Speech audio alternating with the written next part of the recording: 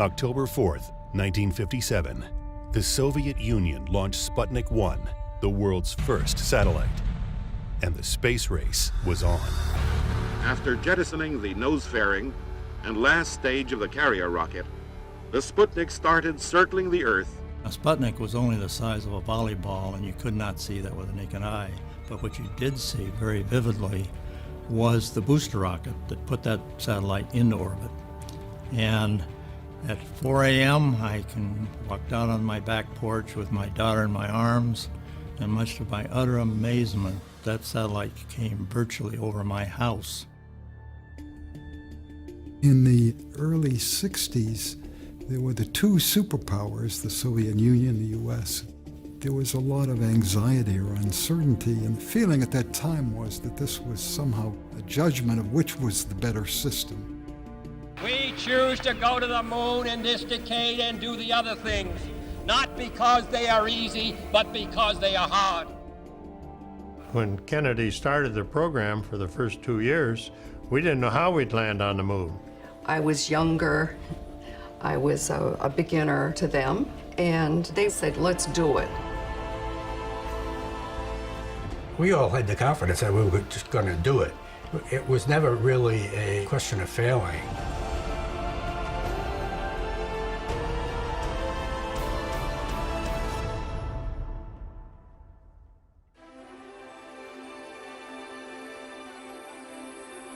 In 1961, JFK began a dramatic expansion of the U.S. space program, partly in response to the Russians and Sputnik, and partly to inspire a nation to achieve greatness.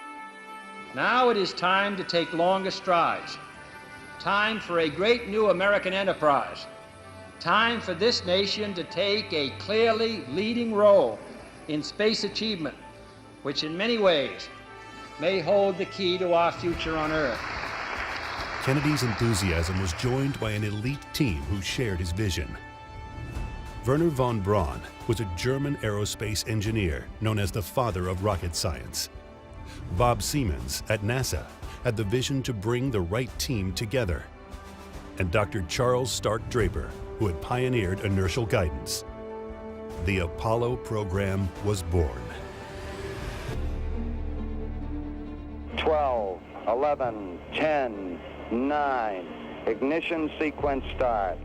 5, 4, 3, 2, 1, 0. Liftoff. We have a liftoff. Liftoff on Apollo 11. 4 forward, drifting to the right a little.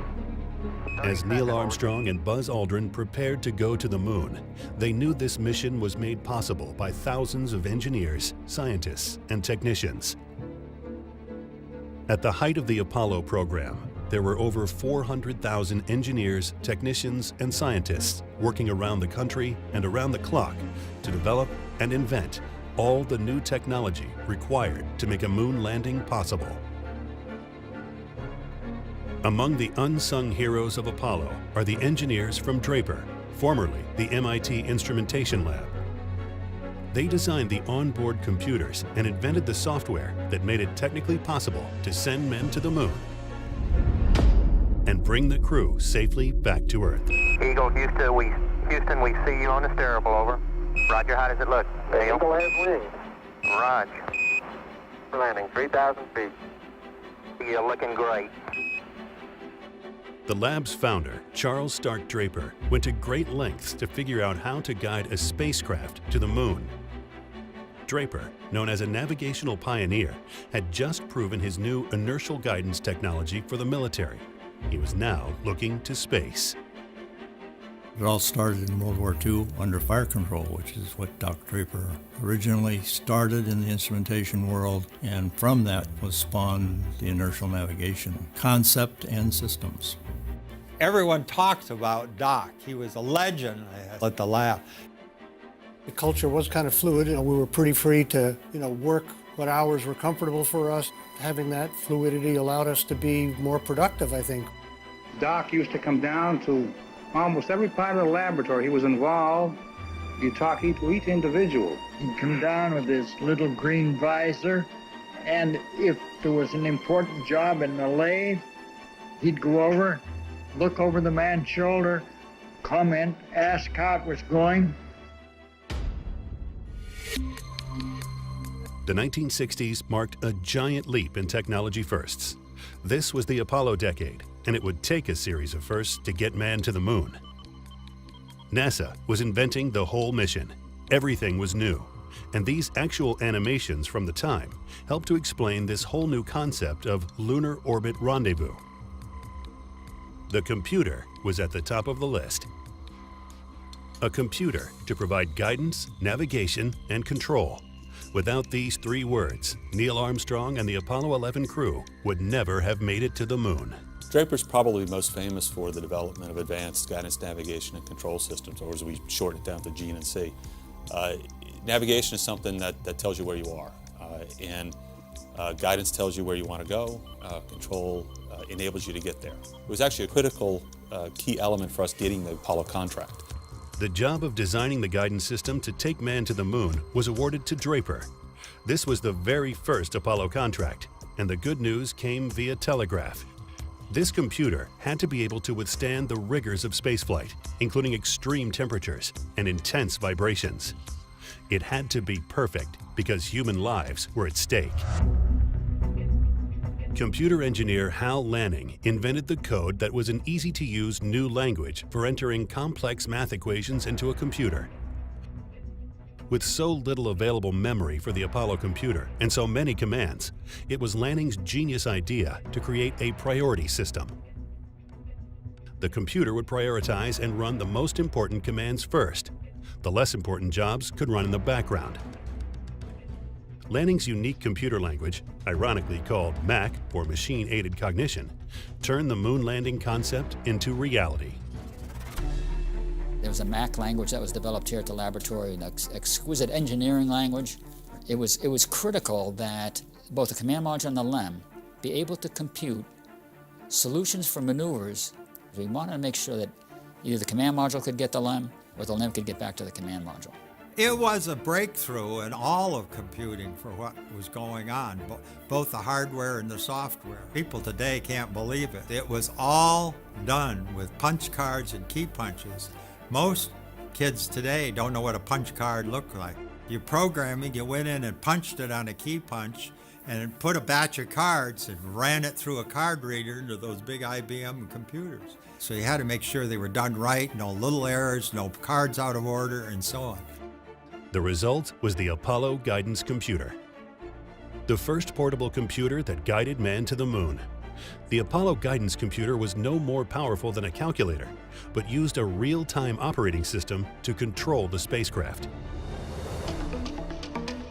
Apollo Guidance Computer, at that day, it was replacing banks of computers that filled the whole room. The guidance computer was really an advance. And the only way to get the weight and the size down was to go to integrated circuits. That's something that hadn't been done before. You could not build a computer out of transistors to do the job that was needed to be done without filling up the whole command module. Integrated circuits were the way to go. And at one time, we were testing 1/3 of all the integrated circuits that were being manufactured in the United States. We were pretty closely linked to the real beginning of computing. The heart of the Apollo guidance system was the IMU, or Inertial Measurement Unit. The IMU was a 3-gimbaled system containing 3 gyroscopes and 3 accelerometers. And the purpose of it was to provide a stabilized platform with accelerometers that would measure the acceleration and be used in the guidance equations. Data was fed to the guidance computer so that the crew could control and navigate the spacecraft. The system was so precise that no matter what the position of the spacecraft was, hurtling through space, the orientation was always stable. While primary navigation of the spacecraft would be done from the ground, an onboard inertial navigation system with a sextant was developed for the crews. Operating independently from all other navigational systems, the sextant consists of 2 lines of sight, a wide-angle scanning telescope, and a 28-power narrow field of view space sextant. This made it possible for the astronauts to check their navigation settings and stay on course. The IMU was packaged in a spherical case, a ball of wizardry and magic conceived by Doc Draper. For the first time ever, pilots would fly a craft with all digital controls. The software that we developed to control these vehicles, the command module, the lunar module, and the combinations of those things, that had never been done with the digital computer up to that point in time. Simulators tested the software end to end. It's an enormous amount of testing to do, because at that point you were testing a complete sequence, say, from the lunar orbit, the descent to landing on the moon. We simulated the dickens out of that thing. The Apollo spacecraft would travel to the moon with revolutionary technology. The first ever digital flight control system, known as digital fly-by-wire. Fly-by-wire is how we got to the moon and back. There was no manual stick. You let the computer do all the process for you. The computer controlled the hydraulics and controlled jets that you turned on to rotate, turned on engines. It was all very cutting edge.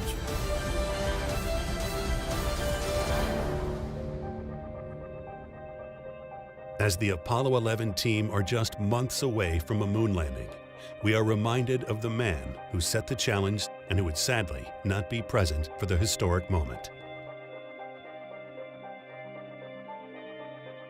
This remarkable footage shows JFK's last visit to Cape Canaveral in 1963, just 1 week shy of his assassination. No single space project in this period will be more impressive to mankind or more important for the long-range exploration of space, and none will be so difficult or expensive to accomplish. He would never see man walk on the moon, but the team of visionaries he assembled risked all to fulfill his dream.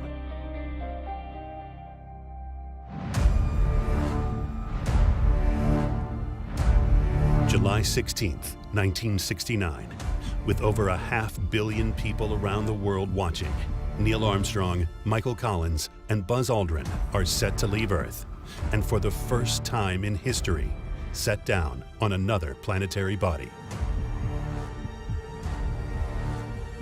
The defining moment of the Apollo program was the moon landing, yet it almost didn't happen.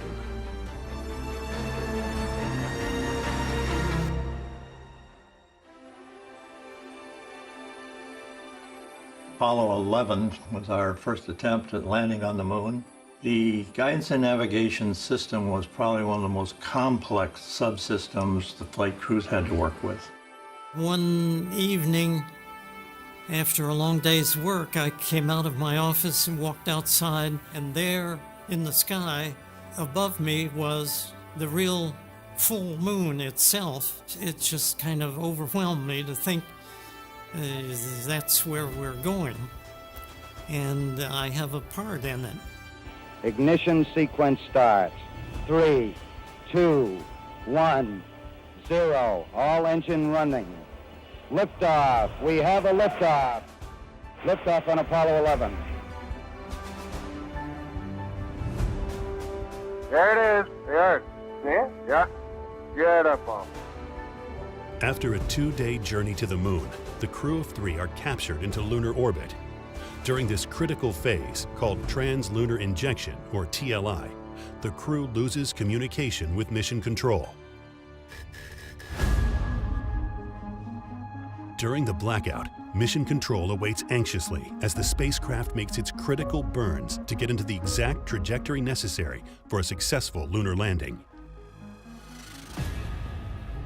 Armstrong and Aldrin move to the lunar module and prepare for separation from the mothership and their descent to the lunar surface. 2 minutes 53 seconds from reacquiring the spacecraft. Collins will remain solo in lunar orbit, awaiting their return. Leaving the moon and going back to lunar orbit is actually a relatively easy maneuver. It didn't place really great demands on the guidance computer, but the lunar landing did. It was by far the busiest phase of the mission for either spacecraft. The lunar landscape is comprised mostly of craters and rocks. Picking the spot where man would land required a great deal of calculation. Risks varied from landing on a boulder and tipping over, to sinking into a soft crater and disappearing forever into a dust cloud. With the help of lunar scientists and images from a lunar surveyor sent just before the Apollo missions, NASA selected several suitable sites with minimal boulders and craters. The lunar orbiter mission took a lot of photography of the lunar surface that was valuable to the Apollo planning. Not only photography, but it began to define the gravitational field around the moon, which was also very important to guidance and navigation. It was critical that the guidance and navigation could determine the position and flight path of the lunar lander before descent to the surface. On Apollo 11, the landing was divided into three phases. There was the braking phase, the visibility phase, and then there was the semi-manual landing phase. This is Apollo Control. Armstrong and Aldrin began checking out and activating the lunar module. Both spacecraft looking very good at this time. During the braking phase, one of the main tasks was to get the landing radar locked onto the surface. After the radar had locked on, Buzz Aldrin keyed in a special display in order to watch the landing radar data. Houston, you're looking at our Delta 8. That's affirmative. And as soon as he did that, 1202.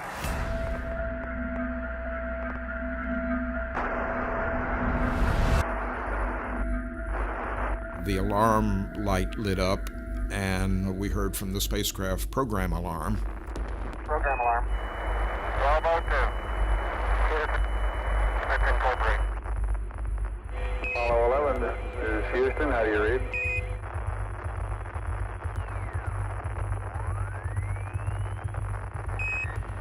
It was a 1202 alarm, which was an alarm we never expected to see in flight. It was an emergency. It was scary. I can still remember looking across the room at a couple of the guys saying, "Oh my God, 1202, what's going on?" A problem with the rendezvous radar electronics is stealing precious computer time. Aldrin's special display tips the computer into overload.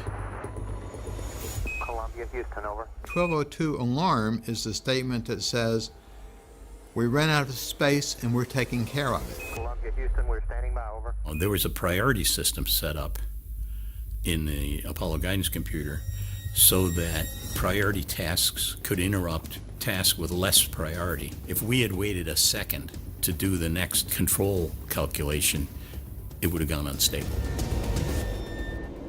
The priority display said, "I'm more important than any of you," so it interrupts everything that's been set up to go. The Apollo guidance computer was trying to process too many computer commands at once during the landing sequence. The exhausted computer sounded its 1202 alarm, signaling an overload. If you're talking about the landing, there's nothing you can do. You can't complete the landing, so your only option now is to go back to the command module. NASA's Jack Garman had a cheat sheet and was confident the computer could be trusted. Margaret Hamilton and a team of software engineers had programmed the computer for such a scenario. So through the whole period of that alarm, the spacecraft was still under control. Had it been capable of stealing the cycles, it would have been a disaster.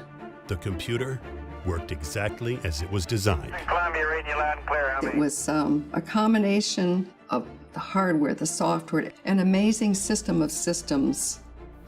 Operating system that was designed by Hal Lanning really was a blessing to that, because and when it got to overload situation, it just did the important jobs and landed. Attitude control is good. Manual attitude control is good. The ruling was that the landing could continue unless there were further signs of problems, and therefore the call was a go. Roger, understand. Go for landing. Years of preparation and testing paved the way for the historic landing. In the final seconds of the descent, flying faster than anticipated, Armstrong and Aldrin overshoot their intended landing site. They are heading for a hazardous rocky area and manually fly the lunar module to a safe landing spot with just seconds of fuel to spare.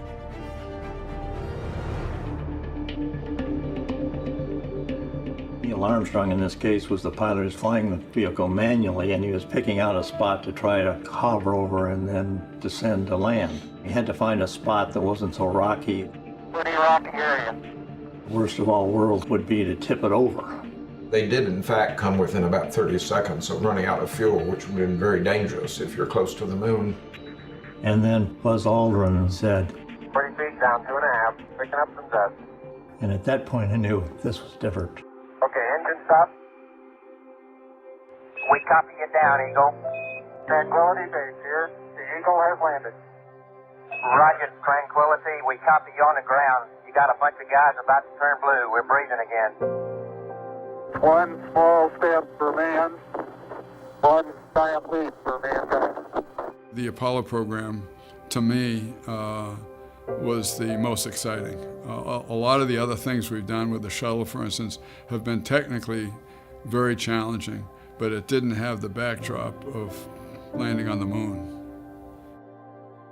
It's almost hard to believe that we were doing all of those things. The Saturn V worked every time we asked it to, and the computer system worked every time we asked it to. It just was a remarkable period of time.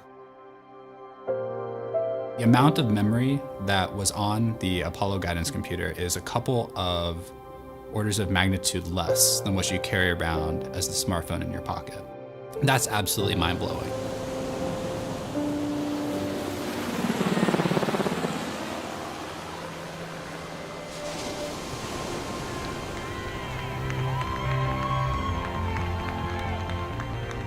It is kind of miraculous to me that we actually did it.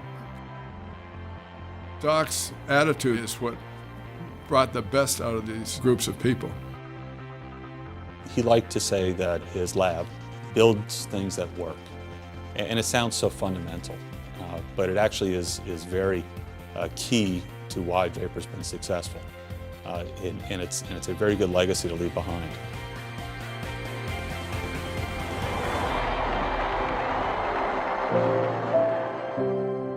I can't presume to predict what the future is going to hold, but I'm sure it's going to be different from anything we imagined. The human race is certainly going to go out into the stars. I thank you very much.